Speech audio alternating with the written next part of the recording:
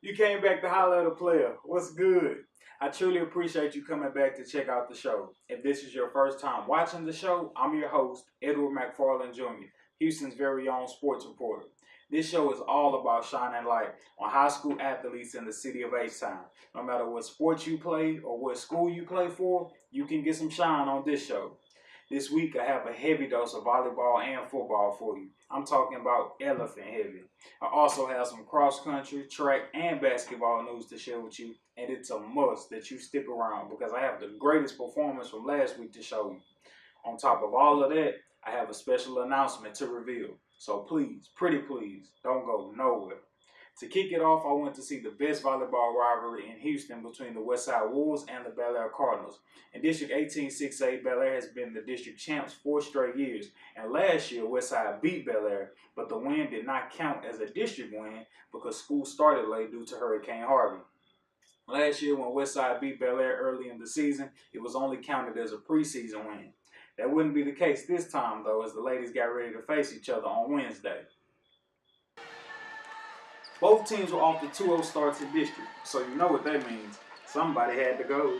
Westside jumped out to an 11-5 start in the first set, but Bel Air wasn't phased. Led by Sarah Dixon, Bel Air tied the game at 18 apiece and won the set 25-21. Westside took set 2, 25-17. Bel Air took the third set 25-23. And when it was time to see what the Lady Wolves were really about, Amina Atra and Shaska Davis put on a show. Amina Atra was the MVP of set 4, and she kept Westside alive. She had a game high of 26 assists with 5 kills and 3 aces. In set 5, Shaska threw her own block party, and she had a boatload of invites. In the clutch, tied at 10 apiece, Westside jumped ahead 14-11 with vicious kills from Kyla Carter, who had a game high of 18 kills. And this error by Bel Air sealed Westside's victory. Talking about being here for 4 years. The last year, y'all district win didn't count the first one because of the hurricane and all that. Talk about how important it was for you to win this game with it being such a big rivalry. I mean, honestly, God had another plan for us, so I guess it wasn't our time.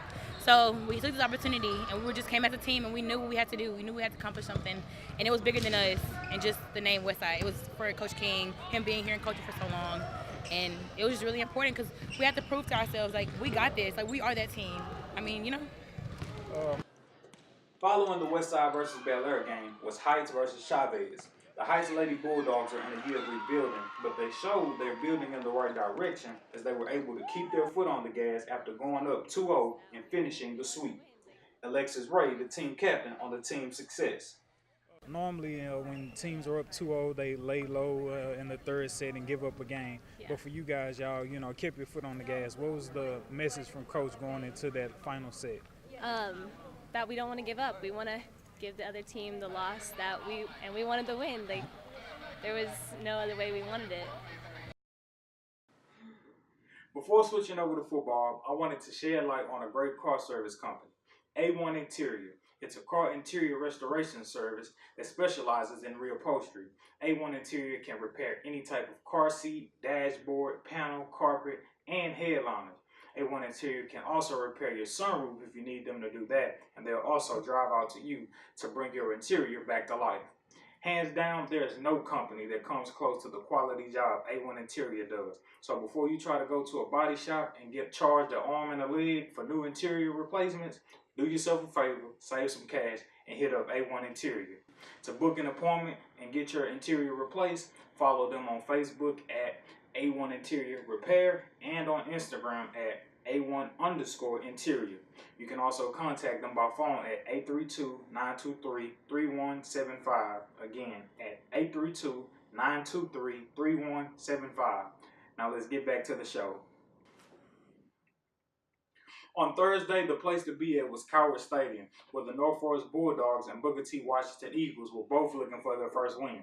However, what started out as just looking for their first win quickly turned into the highlight film for Demond Joseph and Demond Demas. Booker T. Washington put the first points on the board with a 75-plus yard touchdown by quarterback Zell Minor. But from then on out, it was all about the play from quarterback DeMond Joseph and Demond Demas, who was the #1 ranked 2020 receiver in the country. In true Bulldog fashion, Joseph broke the chains. I'm talking about break every chain as he rushed for a 50-plus yard touchdown. Norfolk's next touchdown came from Joseph hitting Demond off a quick 3-step drop back. And look at them yards after the catch, though.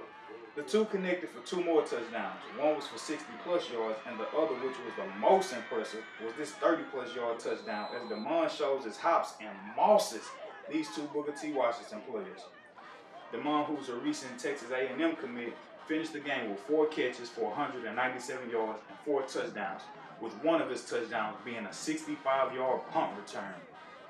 Joseph finished the game going 11 of 15 for 323 passing yards with 5 touchdowns. Bulldogs 50-7 with their first win of the season, the 1K way. Another team to get their first win last week was the Sterling Aviation Raiders. Here the fellas turning up in the locker room after their 36-21 win over Wildtree. Junior running back Frank Brown scored an 83-yard touchdown in the game, and he had 1, 2, 3 into the 4 touchdowns to lead the Raiders to their first victory. Somebody else who had 4 touchdowns this past week was Darius Reed. He threw 3 touchdowns and had 1 rushing TD. It was his birthday on Saturday when Bel Air played MacArthur. And what better way to celebrate your birthday than leading your squad to their first win of the season with a 41-27 victory. Bel Air Cardinals' Willie Branch also played great. He had a receiving touchdown, and check him out on this 76-yard punt return. One more football team to get their first dub of the season is the Wisdom Generals. Fellas, congrats. Coach Tinsley had this to say: "We really needed this boost of confidence after having started the season with some unexpected challenges. Our players had to come together as a group, and many of them had to play both ways. But that also gave several younger players a chance to show us what they can do. It was a team effort where they fought hard and played the game the right way." Shout out to Wisdom High School News for their dope coverage on their high school sports teams. All right, fellas, y'all had y'all fun. Now it's time to highlight some more of the lady success from around the city. Over at Westside High School, the girls basketball team was drawing a lot of attention last week. 10 D1 schools came by practice to check out the Lady Wolves. Florida State, Alabama, U of H, Texas Tech, and Georgia Tech, just to name a few, were some of the schools who dropped by. Fatu Sam had the most eyes on her as she's headed into her senior year, but Shauna Petty and Jessica Souders had coaches marveling over their talent too. Caleb Pilson has offers from the Air Force and Rio Grande Valley, and Jordan Lewis has verbally committed to LaSalle University. Stay racking up your offers, ladies. At Bel Air, the girls' cross-country team has been running circles around the competition, and I do mean that literally. They represented HISD well in the Andy Wells meet, and not too long ago, sisters Kate and Mary Grace Arbani both finished in the top 10 at the Incarnate Word Invitational, as Kate came in first place. Kate also just set a school record in the 5K with a time of 19:34 at the Bel Air Invitational, and freshman Ann Ho had a personal best time of 19:53. Keep out running the competition, Lady Cardinals.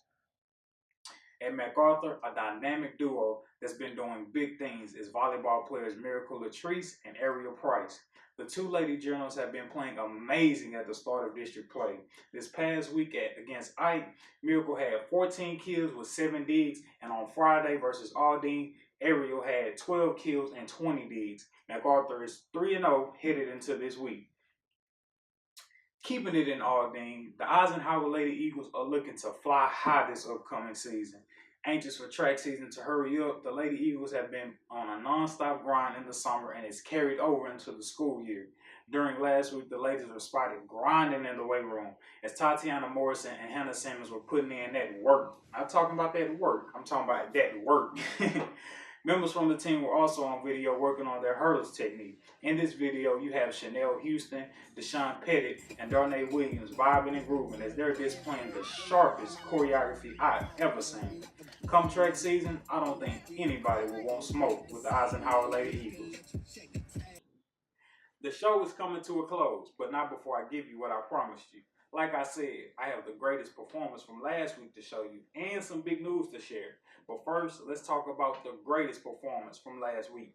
On Friday, I went to the Aldine Mustangs versus Sam Houston game. Yes, I'm talking about Sam Houston versus Aldine. So while you sitting up there looking at me crazy, wondering why would I go see those two teams play, I'll tell you why.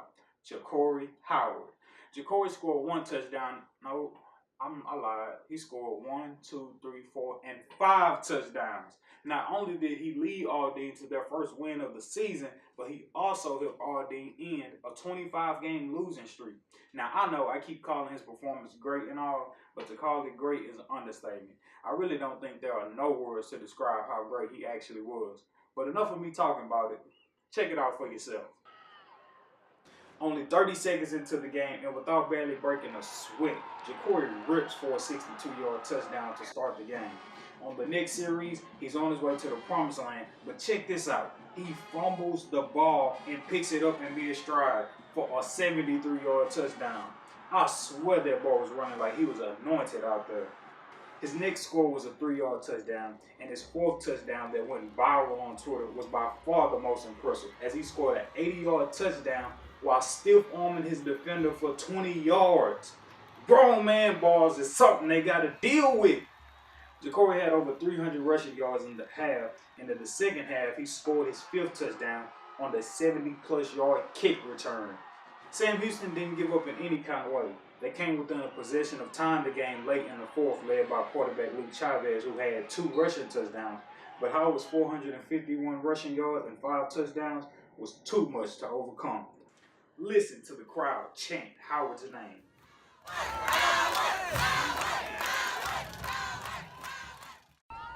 I'm here with Ja'Cory Howard. Man, 5 touchdowns in the game. At this very moment, with the game being over, what's going through your mind right now? It's epical, man. We finally won. I mean, it's all God. I give praise to my Lord and Savior. I cried, I begged, I pleaded. I worked in the summer all day, every day for this, and it's finally happened. I mean, I had 5 TDs, but I'm never a selfish man. If it wasn't for my teammates, it wouldn't be possible. Last year you were the quarterback. This year the switch has been made over to you being the running back. How have you liked that switch? I love the switch. I mean, honestly, as some of y'all seen in my film, I'm really more of a runner than a thrower. Now I'm back in my natural habitat, and as you can see, putting me in that position helped us win games. You know what I mean? And it's epical, man. Like, you can't even imagine what's running through my mind right now. 5 touchdowns, at least 300 yards in the first half. Is there any particular play that you can remember that stands out to you? Blue Arizona. That's all it is. I ain't gonna tell you all our plays. I'll tell you what the name of it, but I'm not telling you how I go. All I know is when they call it play, that's my play. I take it to the house every time. You're a senior right now. Last year, y'all went winless. This is your senior year, homecoming, and y'all have ended a long drought getting y'all first win. Talk about what that holds in your heart right now. I mean, it holds a lot in my heart. I mean, it means the world to me because everybody's been asking me, telling me why am I still here. It's a reason I'm still here because I believe in this team. I started something, I'm going to finish it. And life, when you start something, you can't walk away when things get hard. And trust me, sophomore and junior things were hard. But I told myself, I made a promise to myself, my senior, I was not going winless. And I did it today. Coach Simler, you got your first win as an Aldine Mustangs head football coach. Yes, sir. What's on your heart right now? Well, you know, the biggest thing is just seeing the improvement of each of our young men. You know, it's through this season. The first 2 weeks, we were struggling, but we always had that potential for success. And so, you know, with a game like this, the big focus was everybody's got to hold the rope. Everybody's got to play as one. And so when we got that last turnover and offense was able to punch the ball in, you know, that was just kind of the death of the old Aldine and the rebirth of the new Aldine. Yes, sir. For you, last year, Ja'Cory, he played quarterback. This year, Yes. he's made the switch over to running back. Yes, sir. What went through the offseason in your mind for you to make that decision? Well, to be honest, Ja'Cory was the one that came to me with the idea. Came to me during summer 7-on-7, our little tournaments and everything, and he said, you know, Coach, I really think I'd be better used to the team if I played tailback. Johnny Toops is an outstanding quarterback. We've also got, Quentin Austin, Dante Sandoval. We've got 3 really good quarterbacks that can really help us out. So Ja'Cory, putting him back there at tailback, that adds a new dimension to our offense. What was the message to the team after such an emotional win? Well, the message was, we got stuff that we got to work on, but a streak died tonight, and a new streak was born tonight. And I also told him I need about 12 more of these ice baths. So.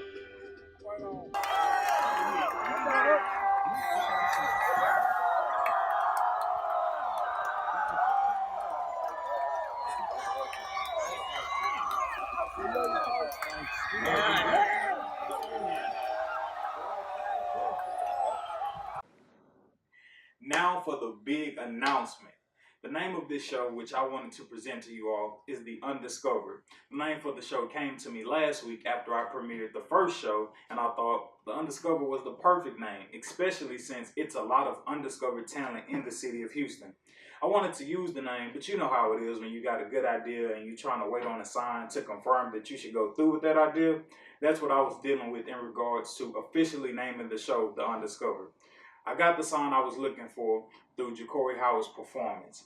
Had I been trying to chase the 5-star players or go to the big-time Friday night football game, somebody like Ja'Cory Howard's performance would not have been captured on camera.